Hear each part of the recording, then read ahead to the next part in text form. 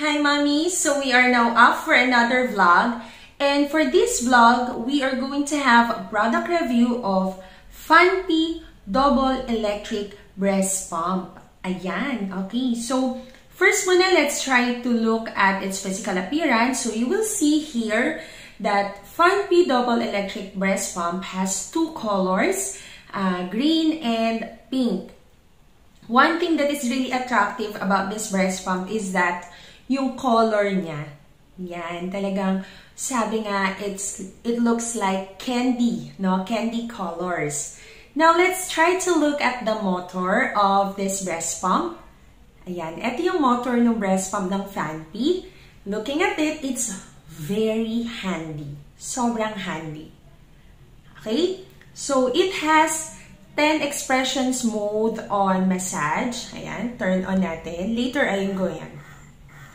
Okay, I'll show you here a closer look of the motor. Ayan. So, it has level 1, 2, 3, 4, 5, 6, 7, 8, 9, 10. Tapos, you just click this button. Ayan, para mas malinaw. Okay. Then, you click this button. Ayan. This button to change it to expression. Ayan. In this case, nasa 10 na yung expression. So, let's try to 10 din yung expression mode niya. And then, ito yung decrease and increase. What's good about Phanpy is that it has a pause button. So, ito yung magandang feature niya. You just click this, very soft. Yan, you'll see there. That means na-pause yung pumping session nyo, no? Na-pause yung pumping session nyo. So, you click it again. Continue with the pumping. Okay. So, save yung tubings. Look at the tubings, no?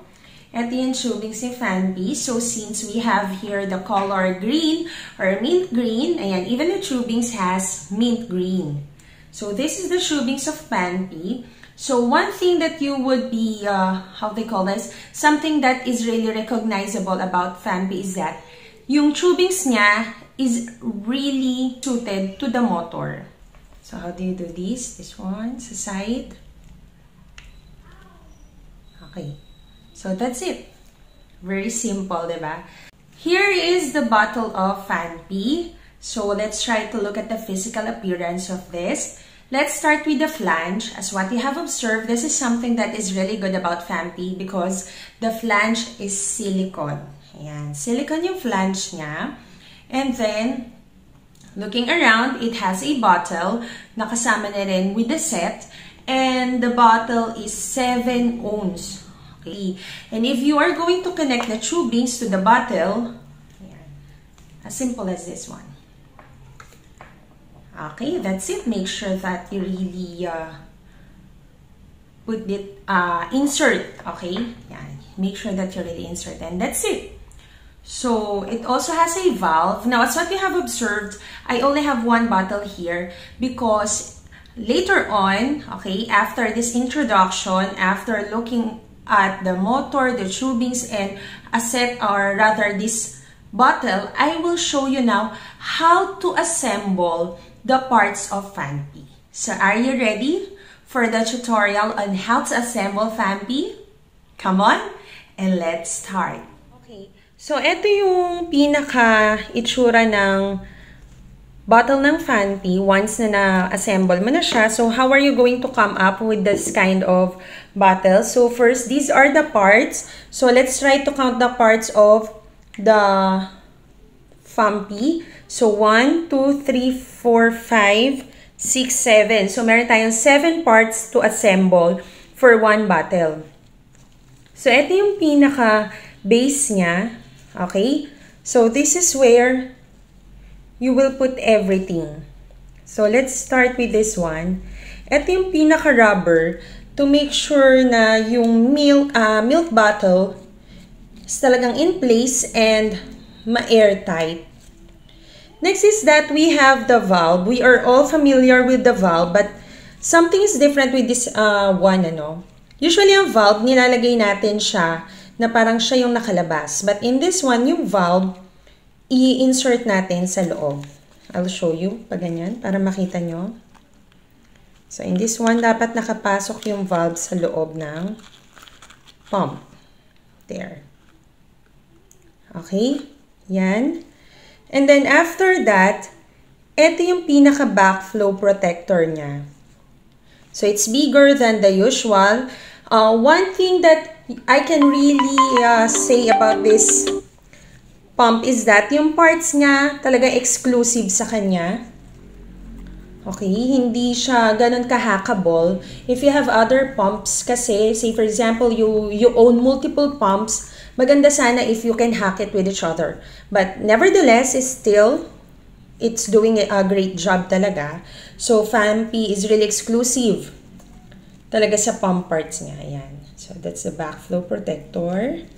And after that, how are you going to cover this one? This is the cover. Ayan. So, you put it this way. Ayan. Ay, by the way, yan pala. Sorry.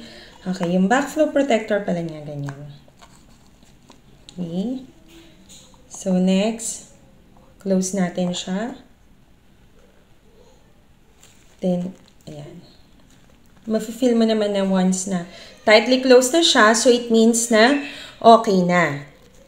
So, next naman, let's try to place the flange. This flange, ang size niya is 24. Ayan, you can see here 24 mm. So, you just place the flange here. Ayan, lagay lang natin yung flange. And that's it. You're ready to pump. Included din dito is the cover. Say, for example, you will use the bottle as your storage bottle. So, ayan. May lid na siya. May cover na siya. Okay? So, ayan. Now, let us try to see the suction level of Phanpy. So, let's see. Let's use our silicone model. Okay, yung Phanpy, pwede mo siyang gawing single breast pump. How? Yung isang tubings for bottle, you just insert it here. Kasama na rin to sa tubings. And once you put it there, ayan. This will become a single pump already. This will become a single pump rather. Okay, yan.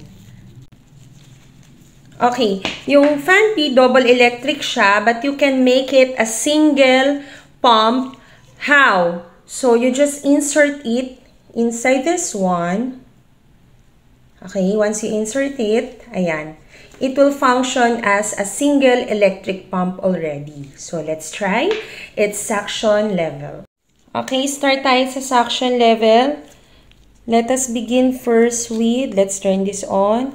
Tapos, start muna tayo, of course, with massage mode number 1.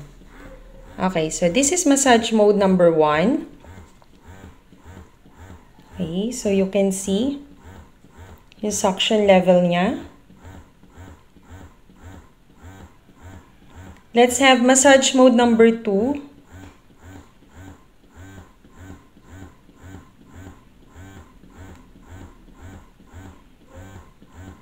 Massage mode number 3.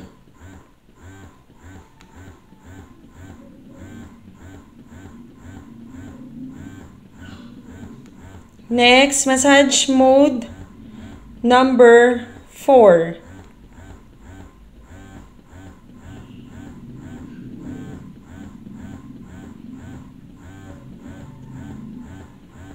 And we have massage mode number 5.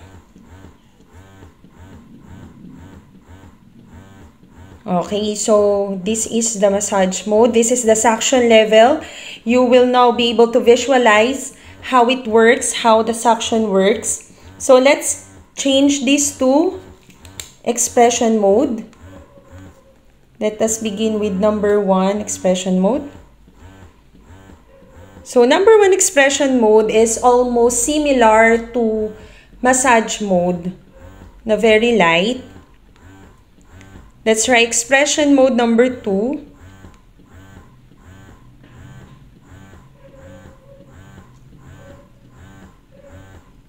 Next, let's have expression mode number 3.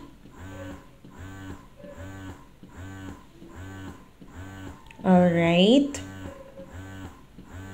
Let's have expression mode number 4.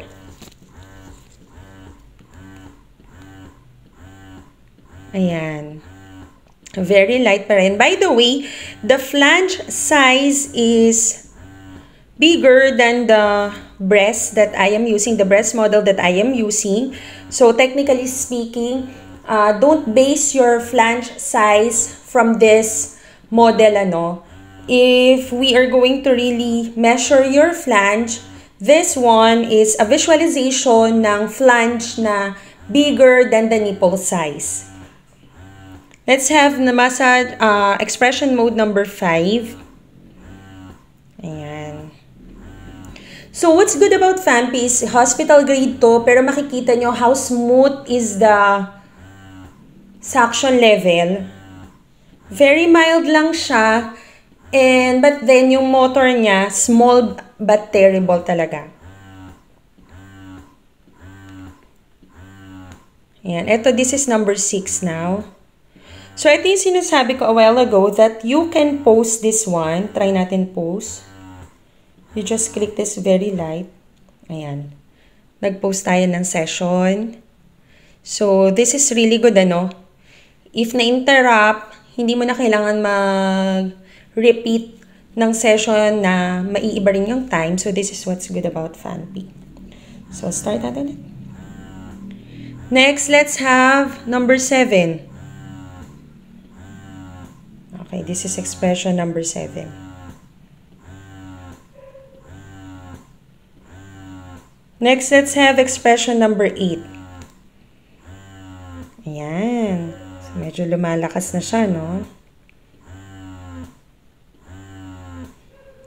And expression number 9.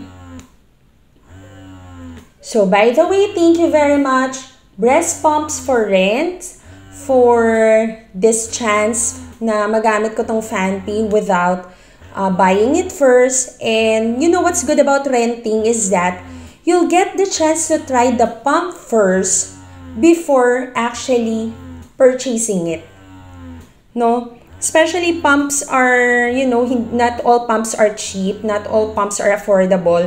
Talagang sometimes you really need to exert effort in trying to look for review videos, reading a lot of articles about it to be sure na talagang you are going to invest your money on that particular pump. So that is why renting is really something na marirecommend ko for the moms out there who are still trying to find their breast friends. And lastly, this is number 10. Ayan.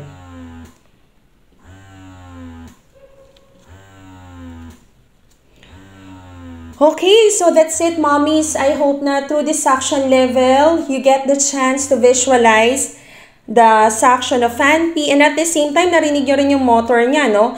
It depends on you if you are going to purchase this pump. Kasi for me, no, quiet yung motor niya compared to other pumps that I have tried. Considering that it's hospital grade. So, very strong yung machine niya. Talagang good for pumping at least 8 times a day, no? Matagal yung tinatagal yung battery. And at the same time, yung sound niya, for me, if your baby is not too sensitive with this kind of noise, it's a good deal already, right? And you get the chance to choose from green and pink. Ayan, okay?